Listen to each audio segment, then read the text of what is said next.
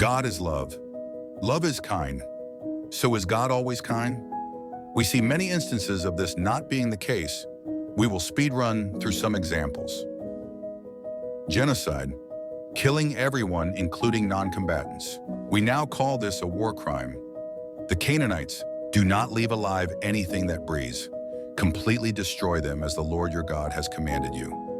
The Amalekites, put to death men and women, children and infants, cattle and sheep, camels and donkeys. Jericho, destroyed with the sword every living thing in it, men and women, young and old, cattle, sheep and donkeys. The Midianites, now kill all the boys, and kill every woman who has slept with a man. Sihon, we took all his towns and completely destroyed them, men, women and children. We left no survivors.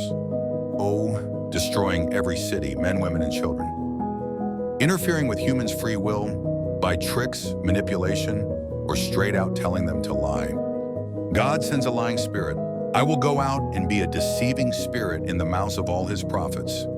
God hardening Pharaoh's heart. But the Lord hardened Pharaoh's heart, and he would not listen to Moses and Aaron. God gives people over to delusion. For this reason, God sends them a powerful delusion so that they will believe the lie, and so that all will be condemned. God deceives the prophets from different nations.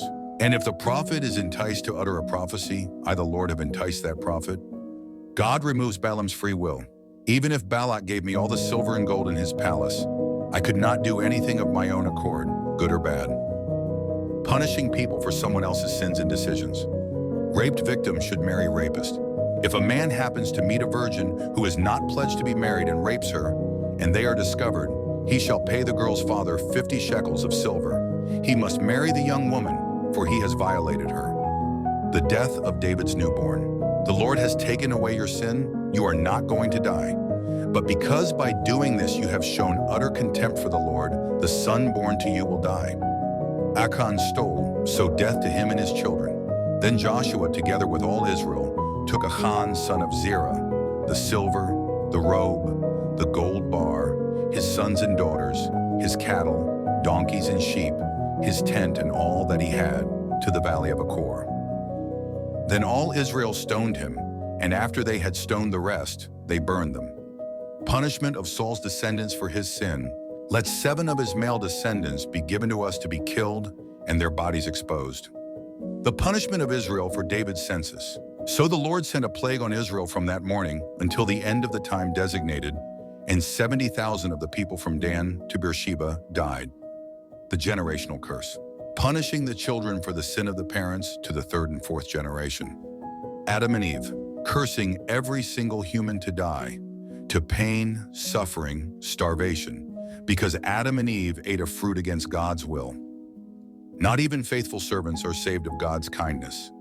The murder of Uzzah. Uzzah reaches out to steady the Ark of the Covenant when it was about to fall. God strikes him dead for touching the Ark. Job's suffering.